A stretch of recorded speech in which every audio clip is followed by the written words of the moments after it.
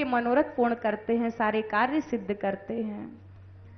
ब्रह्मा जी सृष्टि की रचना करते हैं, शंकर जी पार्वती शक्ति का बल पाकर संहार करते हैं, विष्णु जी लक्ष्मी का बल पाकर पालन करते हैं। तो शक्ति के बिना कार्य सिद्ध नहीं हो सकता। और एक और बात है कि माता ही परिचय कराती है पिता का। छोटा सा नन्हा सा बालक जन्म लेता है, उसे क्या पता कि उसका बाबा कौन है, उसका पिता कौन है। माँ सिखाती है, बेटा ये तुम्हारे बाबूजी हैं, बेटा ये तुम्हारे पिताजी हैं, बेटा इनको तुम प्रणाम करो, सुबह उठ के इनके चरण स्पर्श करो। मां परिचय कराती है किससे? पिता से। भक्तों,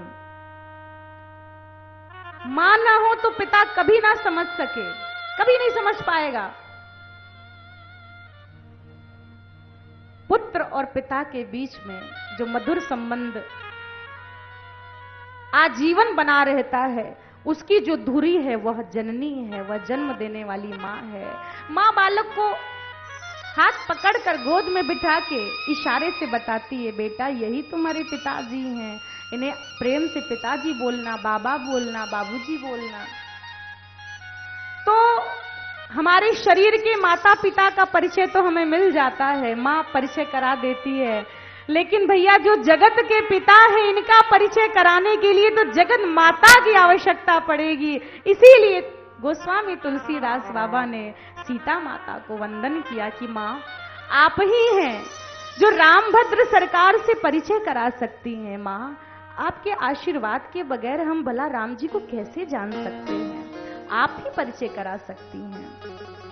सीता माता को प्रणाम किया है भक्तों। और ऐसे उद्भव स्थिति संहार करने वाले परमपिता परमात्मा श्री सीताराम जी महाराज को प्रणाम करने के बाद श्री हनुमान जी महाराज को वंदन किया है। श्री हनुमान जी महाराज को प्रणाम किया, हनुमंत लाल को वंदन किया है। हनुमान जी महाराज को प्रणाम करते हुए अवध धाम को, सरयू नदी, राजा दशरथ और तीनों माताएं, कौशल्या, सुमित्रा, कैकेयी माता, सबको वंदन किया। कहां तक कहें, पशु पक्षियों की भी वंदना कर डाली, किसी को नहीं छोड़ा। गोस्वामी तुलसीदास बाबा का क्या अद्भुत प्रेम है, भाव है, क्या विनम्रता है, क्या सद्भाव है। पशुओं की, पक्षियों की, सबकी वंदना करते हैं। अरे भाई वंदना किया ना, काकभूषुंडी जी की वंदना कर रहे हैं। धन्य है काकभूषुंडी जी जो कथा सुना रहे हैं, गरुड़ जी महाराज को वंदन करते हैं। भक्तों, तुलसीदास बाबा ने जितने साधु समाज है, संत समाज है, सबको प्रणाम किया है, सबको प्रणाम किया। और कहते हैं कि सभी संतों के चरणों में प्रणाम करते हुए, उनकी चरण धूलि को अपने मस्तक पर धारण करते हुए संतों को वंदन किया। क्यों? क्योंकि देखो भैया, बिना सद्गुरुदेव के, बिना संत के कृपा के जीव को कभी भी भगवत प्राप्ति नहीं हो सकती। आज तक भगवान जिसको भी मिले उसे उसके गुरुदेव की कृपा से ही मिले।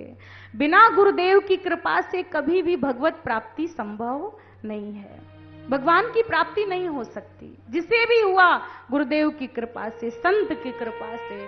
किसी साधु का कर कमल जब उसके मस्तक पर पधरा तो अपने आप कृपा हो गई, कृपा करनी नहीं पड़ी। एक दृष्टांत आपको श्रवण कराते हैं, ध्यान पूर्वक सुनिए।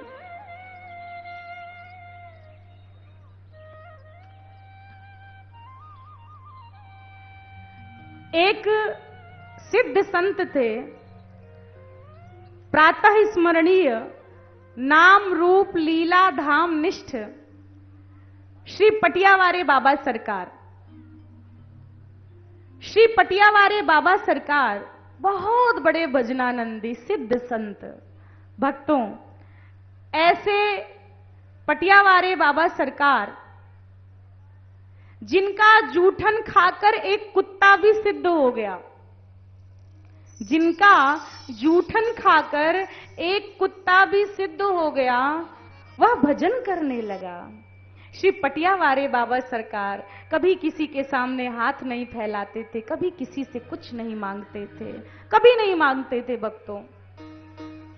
कोई मधुकरी देकर चला गया, टिक्कड़ दे दिया, रोटी सब्जी दाल तो पा लिए, नहीं तो किसी से मांगना नहीं, पेट के लिए भी किसी से नहीं मांगना। ऐसे थे, अकिंचन संत थे, दिन रात भजन में लीन रहते थे।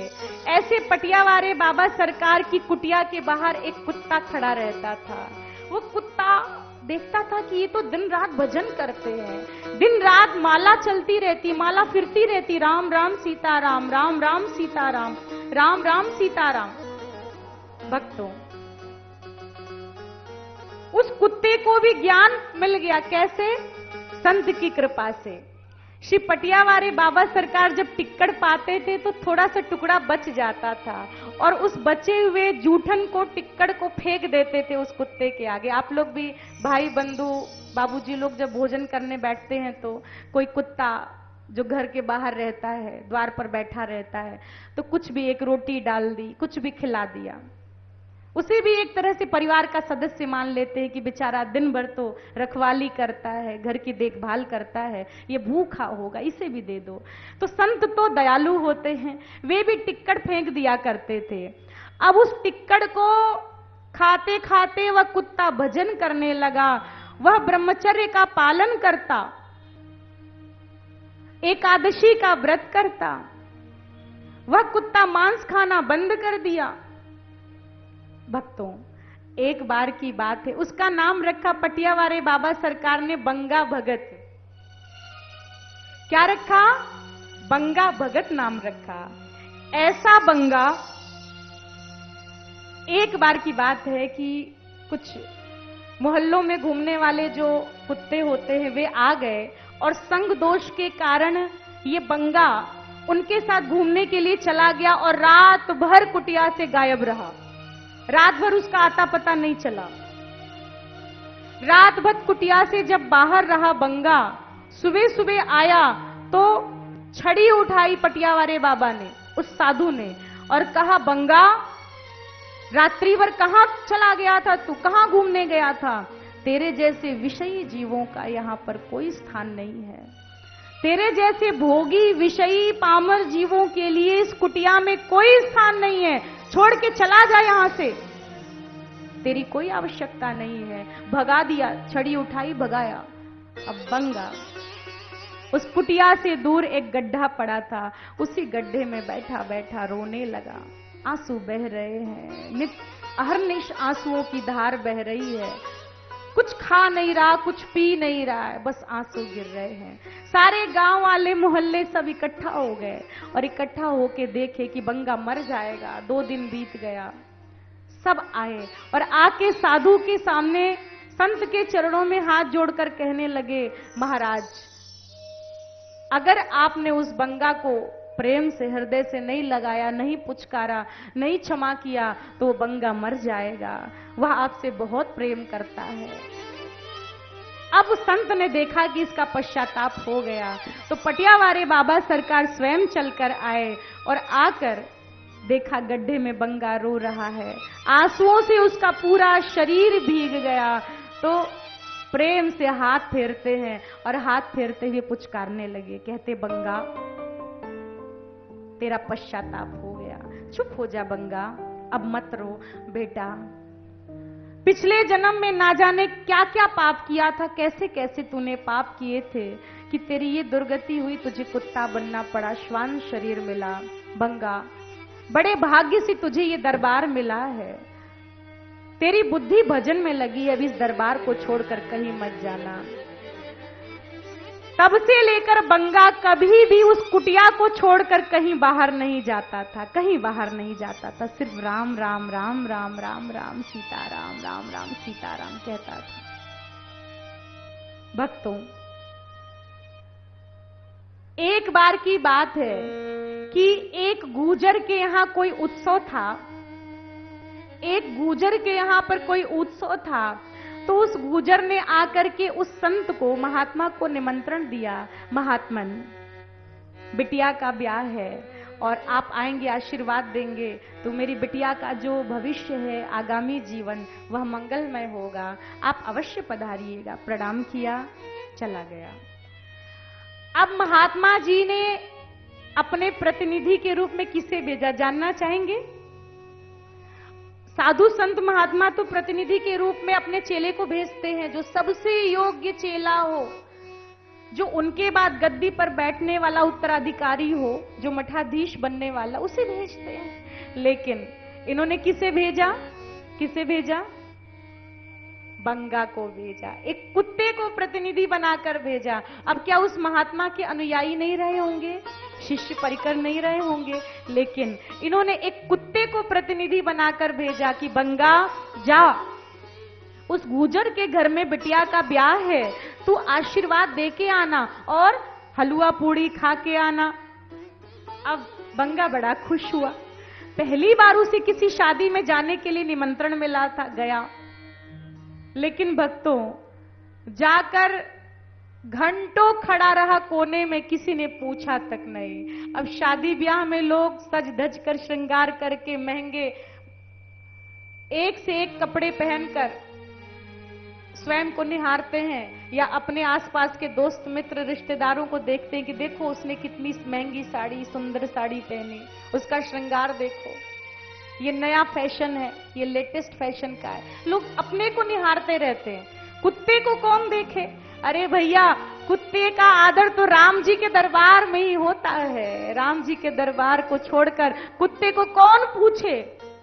बेचारा जीव लपलपाता रहा, लालच आ रही थी उसे, आइसक्रीम, पूड़ी, हलवा, खीर, मालपुआ, लड्डू, इमरती, रसगुल्ला, रसमलाई। अब कुत्ते को कौन खाने को दे? लोग अपने अपने प्लेट में लेके गपा गप 2 रसगुल्ला, 3 रसगुल्ला। अब आप लोग जाते हो ना तो बहुत खाने वाले जो रहते हैं ना, खाने वाले प्रवृत्ति के, वो 4-5 लोगों का भोजन अकेले ही कर जाते हैं। 4-5 प्लेट एक ही के हिस्से में आ गई। अब बेचारा जो जिसके घर शादी है, वो शादी में तो रहता है, लेकिन 1-2 बार आके चक्कर काट लेता है जहां पंगत चल रही है।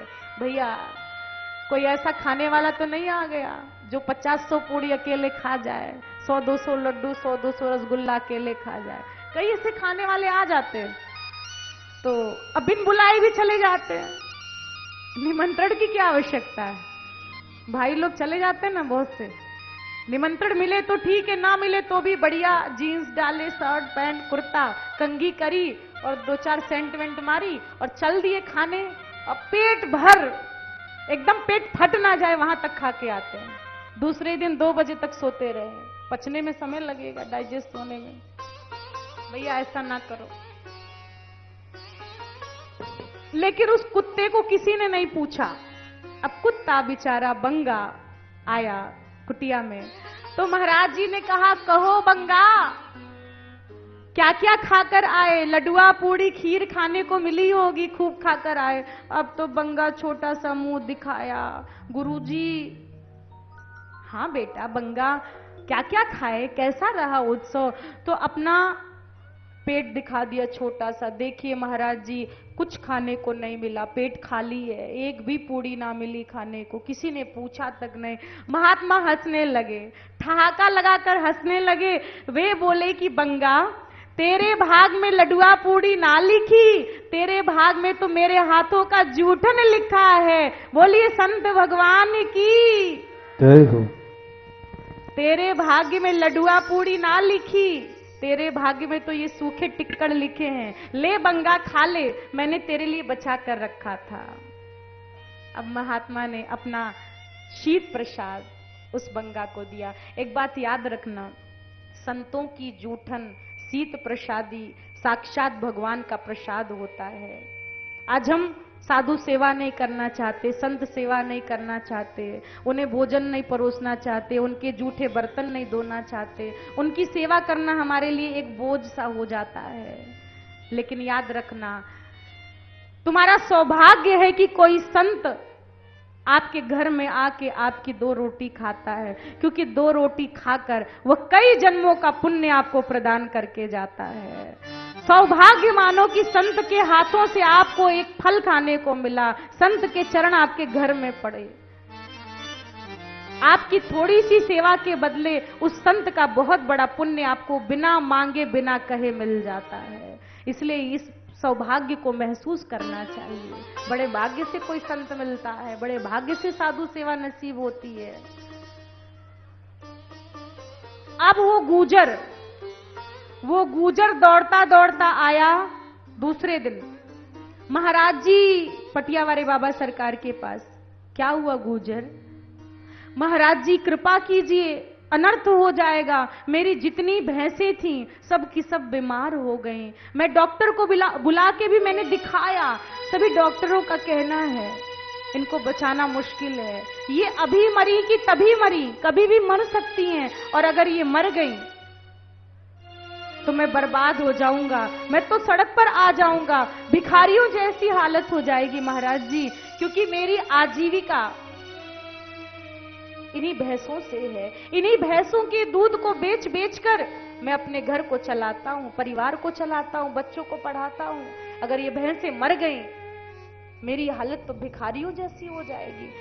वो महात्मा मुस्कुराते हुए बोले कि गुजर तेरी ये दशा तो होनी ही थी, तूने इतना बड़ा अपराध कर दिया। वो गुजर बोला महात्मन मैंने जानबूझकर के तो कोई अपराध नहीं किया। वे महात्मा बोले तूने अपराध किया है गुजर, तेरे घर में उत्सव में एक बहुत बड़ा भक्त गया, तूने उस भक्त को पत्तल परोसकर भोजन नहीं जिमाया, वे भूखा लौट आया, मेरा भक्त गया था प्रतिनिधि के रूप में बंगा गया था, तूने उसका सत्कार नहीं किया, उसे कुछ खाने को नहीं दिया, तुझसे अपराध हुआ है, संत का अपराध हुआ है, क्षमा मांगो इस कुत्ते से। अब उस श्वान शरीर बंगा के चरणों में गिरकर गुजर क्षमा मांगने लगा, बंगा भगत मुझे क्षमा कर दे, मुझे नहीं पता था कि तेरे ऊपर ऐसे अकिंचन संत महापुरुष का वरद हस्त है, कृपा है, मुझे ये बात नहीं मालूम थी, मुझे क्षमा कर दो। अब वो कुत्ता बोला, जो भक्त था बंगा भगत बोला क्षमा नहीं करूंगा, नहीं करता क्षमा। अब महाराज जी ने छड़ी उठाई, ले बंगा क्षमा नहीं करेगा? अरे साधु कहीं गांठ बांध के रखते हैं क्या? साधु किसी बात की गांठ बांध के रखते हैं क्या? जो तूने उसकी बात को गांठ बांध लिया, जा क्षमा कर दे। साधु स्वभाव है ही ऐसा, न किसी वस्तु का संग्रह करते हैं। देखो संसारी और साधु में यही अंतर है। साधु एक स्वभाव है, संसारी गांठ बांधते हैं, पैसा बचाएंगे, बैंक में डालेंगे, कपड़े बचाएंगे, द्रव्य बचाएंगे, राशन बचाएंगे, घर का सामान बचाएंगे, और साधु जो सामने मांगने आ गया उसके हाथों में प्रदान कर देंगे, लेके जाओ, आनंद करो, मौज करो, खुश हो जाओ।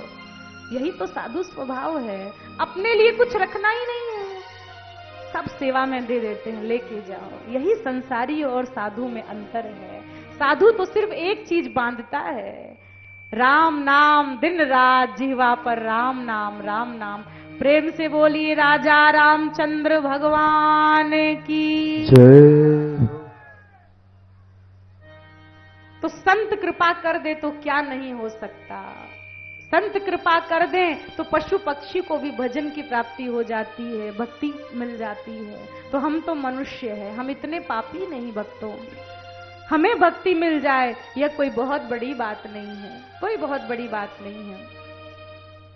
इसीलिए भगवान का नाम लेते रहिए, भगवान का नाम। इसी तरह से कथा सुनते सुनते बीच बीच में आप प्रेम पूर्वक जयकारा अवश्य लगाएंगे, क्योंकि जयकारा लगाने से आलस्य नहीं आता है, और निद्रा नहीं आती है तो आलस्य नहीं आता है, आलस्य नहीं आता है तो कथा में खूब आनंद बरसता है, और आनंद की प्राप्ति आपको हो, हम यही चाहेंगे। इसलिए जयकारा लगाते रहना है। भक्तों, आप सभी के ऊपर ऐसे ही किसी महापुरुष की, किसी साधु की, अकिंचन की कृपा हो जाए, हम तो बस यही प्रार्थना करेंगे आपसे, ऐसी ही कृपा आपके ऊपर बरसती रहे। भक्तों,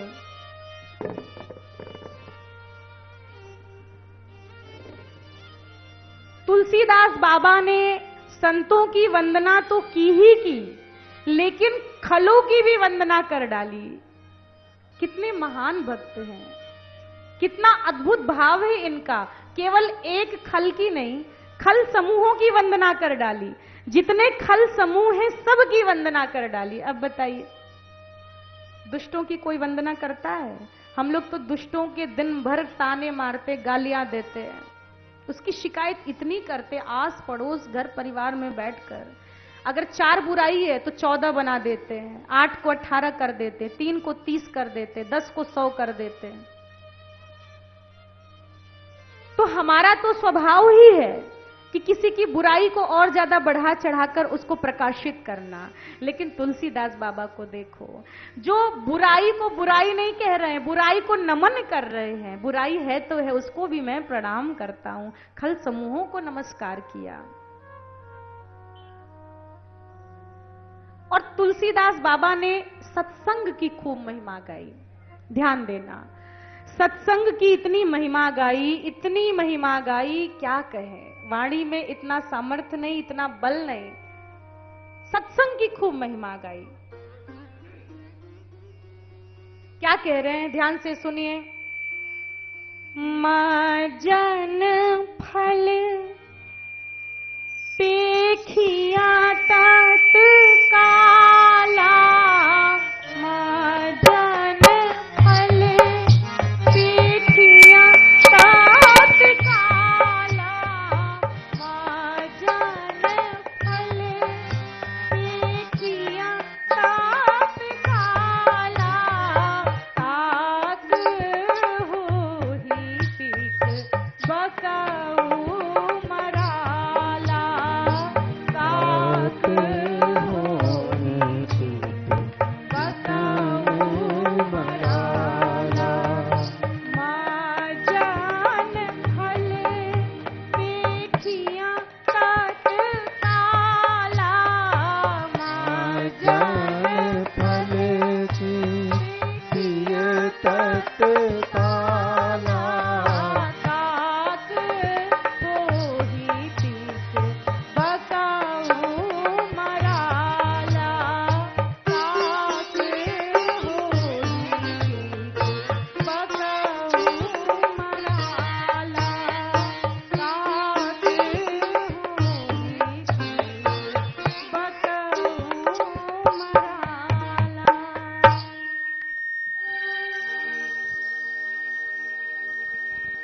मज्जन फल पेखी तत्काला, काक हो ही बक पिक बकऊ मराला।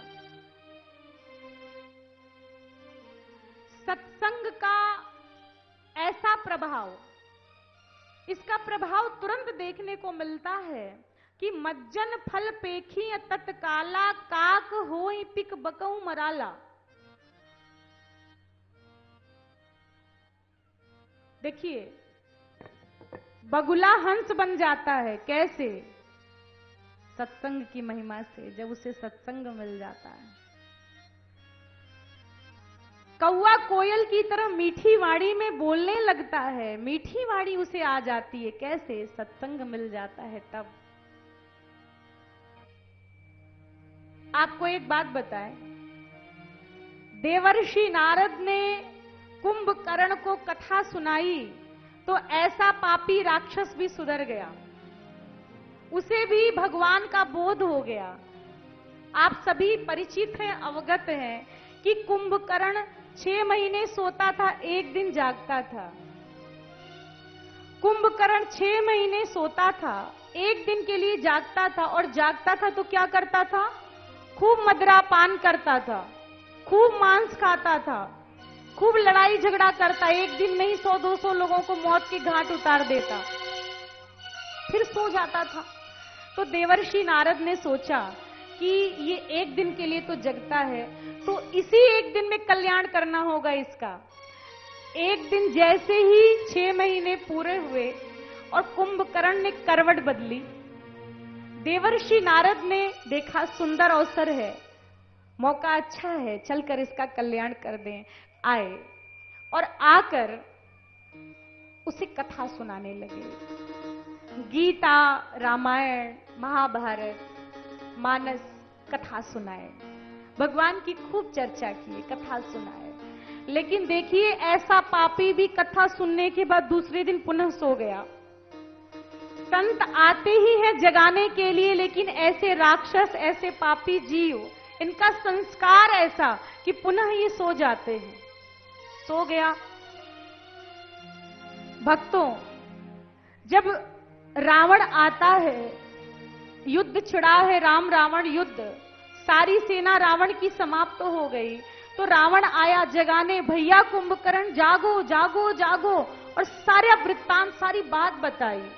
जैसे ही कुंभकर्ण ने सुना कि रावण ने जगत जननी सीता का हरण किया, फटकार लगाई, पापी रावण, तुझे जगत में कोई दूसरी स्त्री नहीं मिली, तूने जगत माता का हरण कर लिया, अब तू कल्याण चाहता है, मेरे पास तू अपना कल्याण करने आया है कि मैं तेरे साथ युद्ध करूं और तू विजयी हो जाए, तेरा मंगल हो।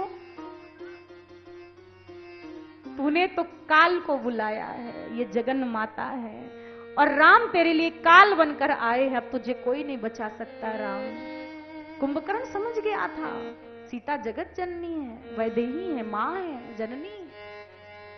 लेकिन चूंकि कुंभकर्ण रावण का भाई है तो साथ तो देना ही था, अपने भाई का साथ दिया। लेकिन भगवान को जानता है, पहचानता है ये। भक्तों, देवर्षि नारद जैसे सदगुरु का सत्संग अगर आपको मिल जाए, देवर्षि नारद जैसे महापुरुष का सत्संग अगर आपको मिल जाए, तो कौन इतना पापी है जिसके जीवन में परिवर्तन ना हो जाए। रत्नाकर डाकू का नाम तो सुना होगा सबने, कि नहीं सुना? रत्नाकर डाकू, जिसके जीवन का ध्येय ही था लूटपाट, चोरी, डकैती, मार काट, मारो काटो, हत्या, कुकर्म, ऐसा रत्नाकर डाकू जब देवर्षि नारद ने देखा कि अरे ये तो पाप कर्म में प्रवृत्त है और इसके द्वारा तो जगत का कल्याण सुनिश्चित है, इसके द्वारा तो इतने बड़े दिव्य ग्रंथ की रचना होनी है, और ये दिन रात लोगों को मार रहा है, डकैती कर रहा है, चोरी कर रहा है। देवर्षि नारद आए और उन्होंने जो ज्ञान दिया, राम राम राम राम जपने को कहा, और कहा कि जाके जरा अपने परिवार वालों से पूछना कि क्या तुम्हारा परिवार इस पाप कर्म में तुम्हारे साथ जाएगा, अंत में सहभागी होगा, साथ देगा क्या? रत्नाकर डाकू ने कहा क्यों नहीं देगा, अपने परिवार के लिए ही तो चोरी डकैती करता हूं, क्यों नहीं देगा। घर वालों से जाके पूछा, सबने मुंह फेर दिया, वैराग्य जागा। जिनके लिए चोरी करता था, जिनके लिए डकैती डाका डालता था, जिनके लिए मारता काटता था, वे सबने किनारा कर लिया, साथ छोड़ दिया, वैराग्य हुआ। और राम राम नहीं, मरा मरा मरा मरा मरा मरा जपने वाले रत्नाकर डाकू वाल्मीकि कहलाए। प्रेम से बोलिए पूज्य महर्षि वाल्मीकि की। और इतने दिव्य ग्रंथ रामायण की रचना कर डाली। आहा, रामायण जैसा दिव्य संस्कृत भाषा में निबद्ध ग्रंथ की रचना कर डाली। कैसे? महापुरुषों की कृपा से, सत्संग की कृपा से, साधु की कृपा से, देवर्षि नारद जैसे सदगुरु की कृपा से। एक दृष्टांत आपको श्रवण कराएं, स्मरण हो रहा है। महाराष्ट्र के महान संत हुए एकनाथ जी महाराज। आपने ये दृष्टांत पहले सुना होगा। महाराष्ट्र के महान संत एकनाथ जी महाराज, इनके विषय में ये ख्याति फैली थी कि ये कभी भी क्रोध नहीं करते हैं, ये कभी भी क्रोध नहीं करते हैं, ये ख्याति थी इनके विषय में। ऐसे एकनाथ जी महाराज के उस काल में मुगलों का शासन था, मुगल शासन था। तो मुगलों को किसी ने जाके ये बात बताई कि दुनिया में हर व्यक्ति क्रोध करता है, लेकिन एक महापुरुष ऐसे हैं, एक साधु ऐसे जिन्हें मैं जानता हूं, वे कभी क्रोध नहीं करते, चेहरे पर कभी क्रोध नहीं आता, कभी क्रोध नहीं करते वे। सबने बताई, एकनाथ जी महाराज का जिक्र किया, चर्चा की, तो मुस्लिम युवकों ने एक दुष्ट